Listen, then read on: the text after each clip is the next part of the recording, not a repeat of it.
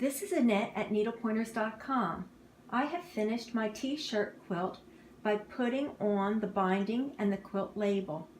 There are a number of different methods you can use to bind a quilt. You should use the method you prefer.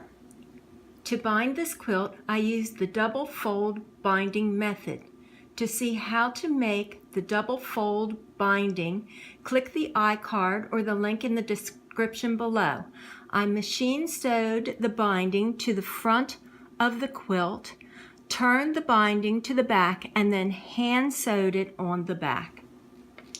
After completing the binding, I made a hanging sleeve on the back of the quilt in case the quilt was going to be hung. Check out our video on how to make a hanging sleeve. The last step when making any quilt is to make a quilt label.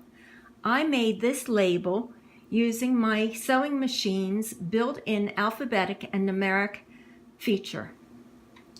I hope you enjoyed all the videos on how to make a t-shirt quilt. Please like, share, and comment. Subscribe to our channel because we publish new videos Monday, Thursday, and Saturday. Follow us on Facebook.